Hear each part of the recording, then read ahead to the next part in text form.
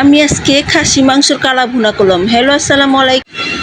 খাসির মাংসটাকে আমি ভালোভাবে ধুয়ে আদা রসুন পেঁয়াজ দারচিনি এলাচি তেজপাতা সব কিছু মিশিয়ে একবার কষিয়ে দিয়েছি। সব মশলা দিয়ে আমি কষিয়ে দিয়েছিলাম। পেঁয়াজ দিয়ে তেল তুল সব দিয়ে আমি পাতিলার মধ্যে কিছুক্ষণ কষানো হওয়ার পর তারপর আমি খুলে এই নাড়াচাড়া দিতেছি। দেওয়ার পর আমি ভালোভাবে এটাকে আরও কষাবো যাতে তেল ছাড়ে। হয়নি, এখন তো একটু হবে। এই যে কষানো হয়ে গেছে, তারপর কয়েকটা কাঁচামরিচ দিয়ে দিলাম। আর আমি কালো গোলমরিচ বেটে রেখেছিলাম, এই কালো গোলমরিচগুলো দিয়ে দিলাম। কালো গোলমরিচটা কালো ভুনা হয় না, তার জন্য আমি কালো গোলমরিচগুলো পাটায় বেটে রেখেছিলাম।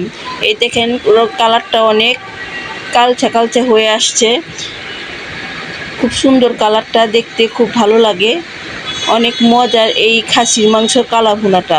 আপনারা অনেকেই এই খাসির মাংসর কালা ভুনাটা এভাবে খাননি, এভাবে রান্না করে খেয়ে দেখবেন, অনেক মজা।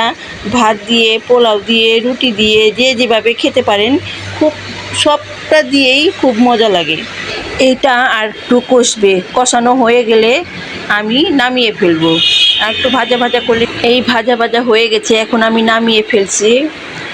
দেখেন অনেক সুন্দর কালারটা, খাসির মাংসের কালা ভুনা। আপনারা এভাবে রান্না করে খেয়ে দেখবেন কীরকম লাগে।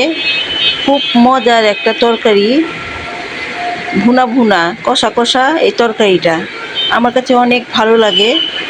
আমাদের বাসার সবাই এটা পছন্দ করে, আমিও অনেক পছন্দ করি, তার জন্য মাঝে মধ্যেই আমি এটা রান্না করি।